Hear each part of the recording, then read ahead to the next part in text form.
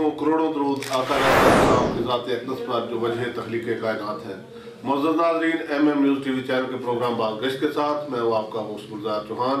आज के बाज़गश्त में हमारे मेहमान एक ऐसी शख्सियत जिन्होंने पंजाब के सबसे बड़े इंतखाबी हल्के में एक साबिक़ वफाकी वज़ीर सेहत को जो नवाज शरीफ काबीना में किचन कैबिनेट की उनका हिस्सा थी, उन्हें शिकस्त दी, भारी अक्सरियत से शिकस्त दी और MNA मुंतखब हुए। अवाम ने उन पर भरपूर एतमाद का इज़हार किया। मेरी मुराद मियां चौधरी शौकत अली भट्टी साहब जो हल्का N87 से मुंतखब हुए, आज हमारे मेहमान हैं। तो मैं सबसे पहले चौधरी साहब आपका शुक्रगुजार हूँ कि आपने हमें टाइम दिया।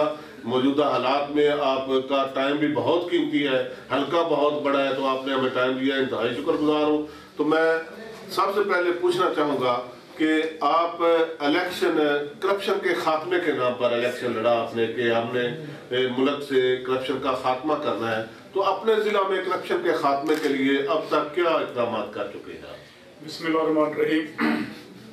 अभी जब भी कोई नया सिस्टम आता है, नई गवर्नमेंट आती है, तो उस थोड़ा सा बेहतरी के लिए सिस्टमाइज तरीके को चलाने के लिए थोड़ा सा टाइम लगता है। ठीक है, जिस तरह इमरान खान का 100 डेज एक प्लान चल रहा है, उस प्लान के बाद जो मेरे हाजाबाद के डिस्ट्रिक्ट की करप्शन के हवाले से है, जिस जगह मुझे पता चलता है कि इधर करप्शन हुई है, तो मैं इवन अपने तौर पे भी लगा हुआ हूँ, बल्कि एंटी करप्शन को भी मैं खुद कहता हूँ कि जी इस जगह पे ये करप्शन हो रही है, ये बंदा करप्शन कर रहा है। और इंशाल्लाह मैं 1985 से लेके आज तक जब भी हमारा अल्लाह ने हमें मौका दिया, सियासत में इज्जत दी है, तो अल्हम्दुलिल्लाह ना करप्शन कभी ज़िंदगी में की है और कोशिश करते हैं कि कोई भी ना करे मेरे डिस्ट्रिक्ट में। चाहे कोई बड़ा बंदा भी करप्शन करे तो हम रोकने की पूरी कोशिश करते हैं। और इंशाल्लाह मैं आपको ये ज़रूर कहना चाहूँगा कि इंशाल्लाह आप 1-2 महीने में देखेंगे कि हाजाबाद का जो करप्शन का लेवल है, या वो इंशाल्लाह हम उसको 5-10 पे लेके आएंगे इंशाल्लाह। 0 पे तो नहीं हो सकती, ताकि ऐसा पूरा बहुत बड़ा डिस्ट्रिक्ट है कि छोटा मोटा को 10, 20, 100, 200 की करप्शन कर ले, तो वो हमारे इल्म में नहीं आती।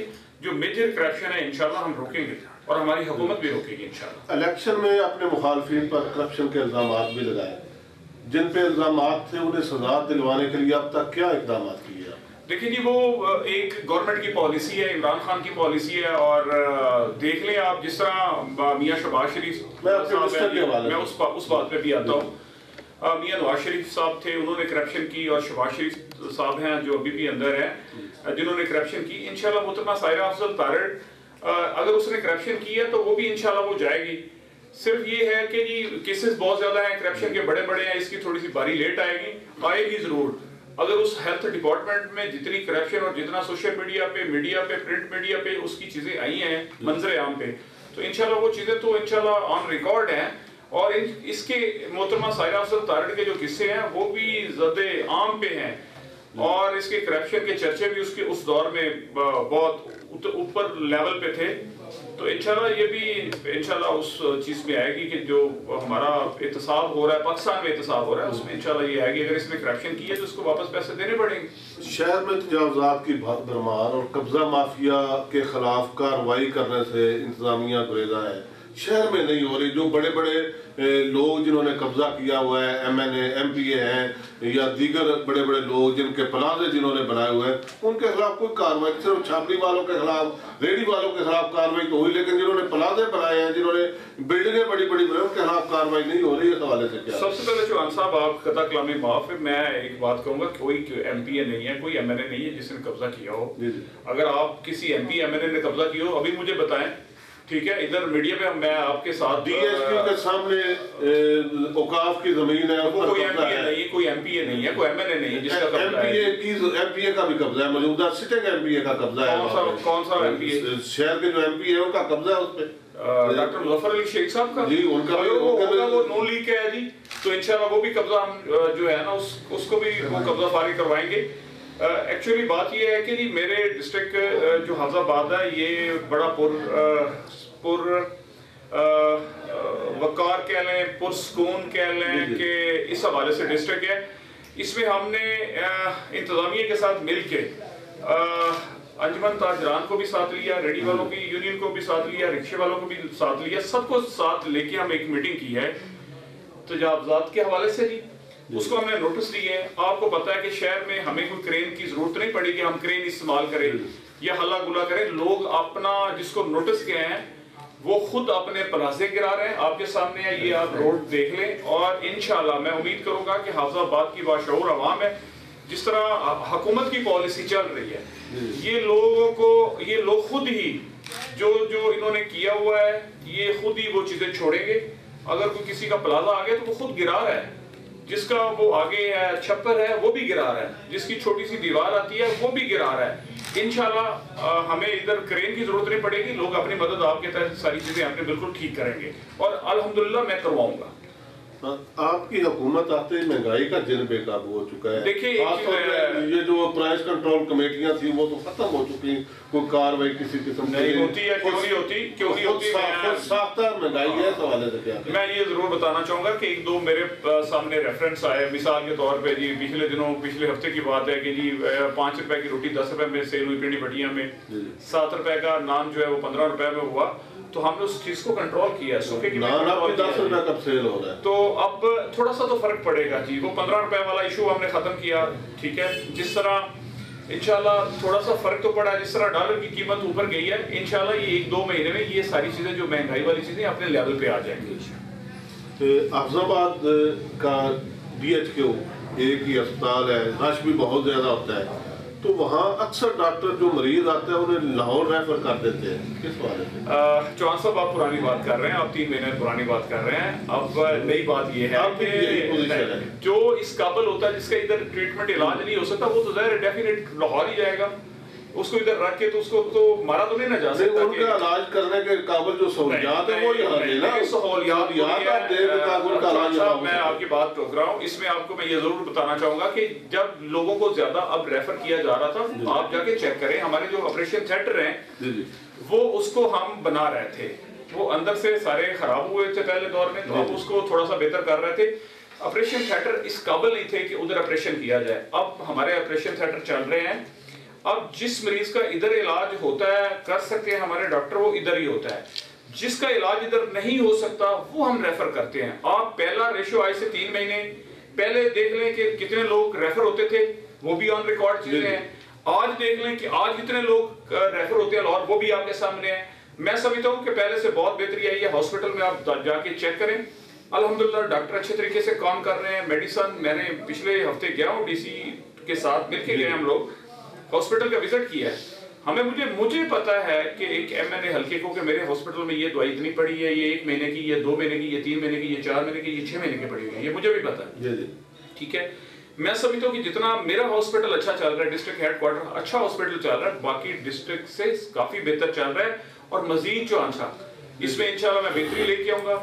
میرے حافظ آباد کی غریبوں کا علاج ادھر ہوگا, اچھے طریقے سے ہوگا, اور اچھی میڈیسن ہوگی, کوالٹی کی میڈیسن انشاءاللہ حافظ آباد کی عوام کو جو ہے نا وہ دیں گے انشاءاللہ. یہ میرا آپ کے ساتھ وعدہ ہے. DHQ میں جو ایمبولینس کی ضرورت ہے, ایمبولینس ہوتی ہے 1122 والوں کے پاس, انہیں فون جاتا ہے وہ 2-3 گھنٹے لگا دیتے ہیں. اس میں میں ضرور مریض جو ہے اس کی حالت وسیعت مریض تو پہنچ نہیں سکتا. چوہان صاحب اس میں میں ضرور آپ کے اس میں ڈیٹیل کے ساتھ میری MS کے ساتھ بات ہوئی ہے, CO کے ساتھ میری بات ہوئی ہے.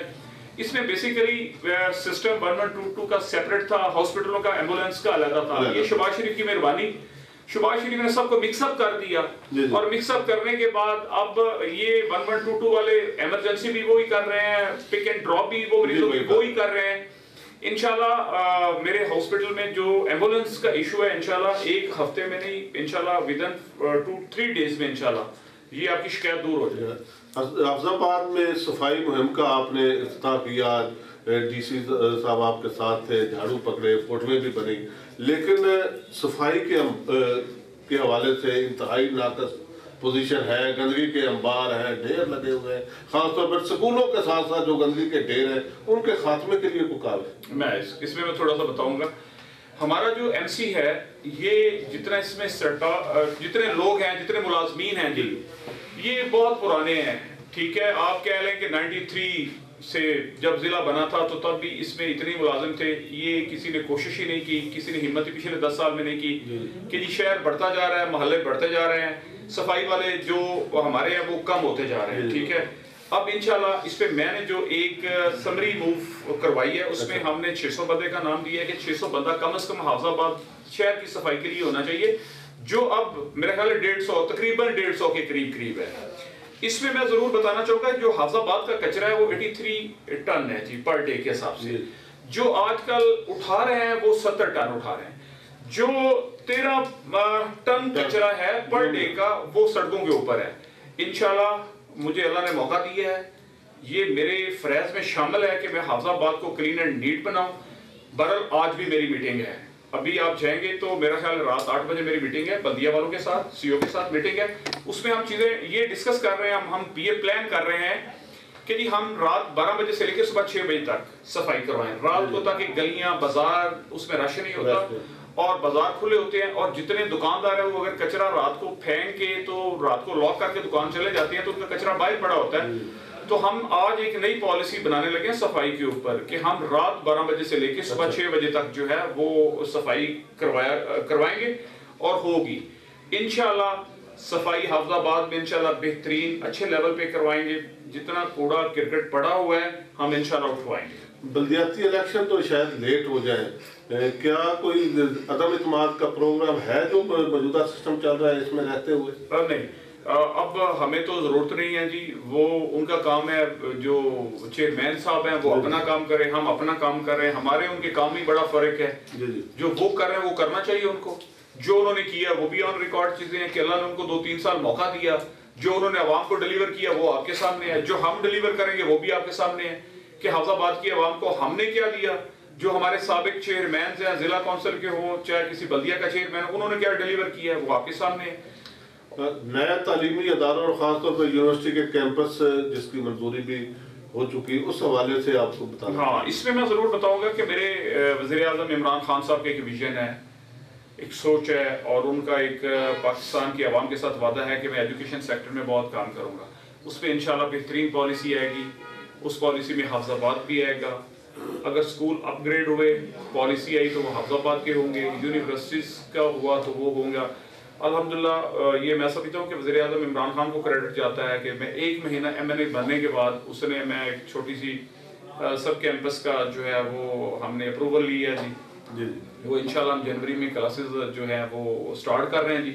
ہمیں حافظ آباد میں بلڈنگ نہیں مل رہی تھی, بلکہ ہماری کوشش تھی کہ کوئی پرائیویٹ بلڈنگ ہمیں مل جائے, رینٹ پہ مل جائے تو ہم کم از کم کلاسز کا اجرا کرا سکیں.